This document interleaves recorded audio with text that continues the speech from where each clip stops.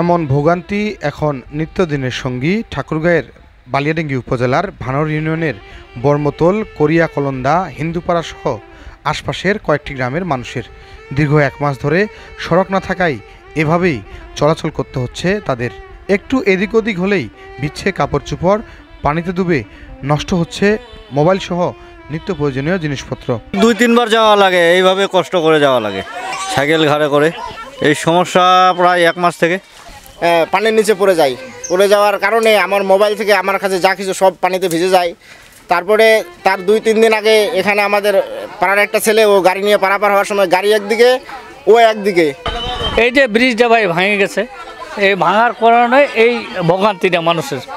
এই জন্য এই যে কালকের এতে ঈদ পড়তে আসবে, এটার কোনো বিকল্প নাই। এই যে রাস্তাঘাটে শিশুগুলা স্কুলে যায়, তারপরে এই যে নামাজ পড়তে যায়, এই মসজিদে যে যায় 5 ওয়াক্ত নামাজ পড়বে, এইটার কোনো বিকল্প নাই। কালকে আমাদের এই মানুষ মেহমান সদরগুলো আসবে কিভাবে যাওয়া আসা করবে, এটাই সমস্যা। তারপরে মসজিদে মানুষগুলো নামাজ পড়তে আসতে পারে না, কালকে ঈদ কিভাবে পড়তে যাবে। স্থানীয়রা জানায়, মাসখানেক পূর্বে নতুন ব্রিজ নির্মাণ করার কথা বলে ঠিকাদারের লোকজন এসে পুরাতন ব্রিজ ভেঙে ফেলে। এলাকার লোকজন বাইপাস সড়ক বেঁধে দেওয়ার কথা বললেও তাতে কান দেননি তারা। পুরাতন ব্রিজ ভাঙার পর কয়েকদিনের বৃষ্টিতে জমেছে পানি, সেই পানি এখন গলার কাটা ওই এলাকার কয়েক হাজার মানুষের। আমাদের এই ব্রিজটা যে ভাঙছে, ব্রিজটা ভাঙার আগে আমাদের কোনো এখানে বাইপাস রাস্তা করে দেয়নি। যখন আমরা এখানে স্থানীয় প্রতিনিধির কাছে জানাই ব্যাপারটা, তারা বলতেছে আমরা এই ব্যাপারে কিছু জানি না। কালকে ঈদ কীভাবে আমরা যাবো এটা আমরা নিজে বুঝতেছি না। আমরা কোন পাশ দিয়ে ঈদ করতে পারবো কি না এটা আমরা এখনও কনফিউজের মধ্যে আছি। কিভাবে আমরা যাব? এখানে প্রায় আমাদের 5-6টা গ্রাম, শুধু 5-6টা গ্রাম না, এখানে অনেকগুলো গ্রাম আছে, সবাই এই পাশ দিয়ে আসা যাওয়া করে।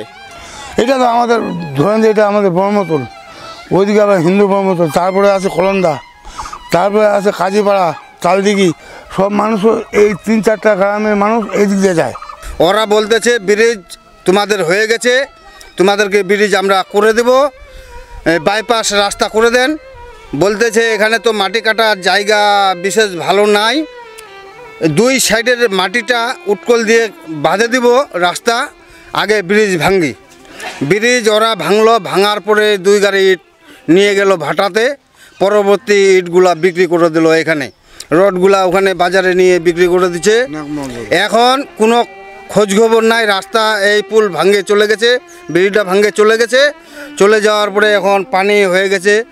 এখন পানির কারণে আমরা কোনো চলাফেরা করতে পারতেছি না। ঈদের সমস্যা, এই যে মানুষজন চলাচল করবে, এটার জন্য সমস্যা। একটা আত্মীয় স্বজন যে আসবে বা আমরা যে আত্মীয় স্বজন হিসেবে যাবো কারো বাড়ি, এটাও সমস্যা। বাইপাস সড়ক ছাড়াই পুরাতন ব্রিজ ভেঙেছে এখানকার এক ঠিকাদার, তবে কে ভেঙেছে এটা নিয়ে এই এলাকার মানুষ বলতে পারছে না। বাইপাস সড়কের অভাবে কয়েকদিনের বৃষ্টিতে জমেছে পানি, সেই পানি থেকে এই এলাকার মানুষের চলাচল বন্ধ হয়ে গেছে। আগামীকাল ঈদুল আজহা, এই ঈদুল আজহার নামাজ পড়তে যাওয়া নিয়ে সংশয় দেখা দিয়েছে এই আশেপাশের 5 গ্রামের মানুষের। স্থানীয় মুসল্লিরা বলছেন, বাইপাস সড়ক নির্মাণ করলে এই ভোগান্তি হতো না তাদের। এই অবস্থায় দ্রুত একটি বাইপাস সড়ক এবং এই ভোগান্তি থেকে মুক্তি চান তারা। আল মামুন জীবন, বর্মতল, বালিয়াডাঙ্গি, ঠাকুরগাঁও।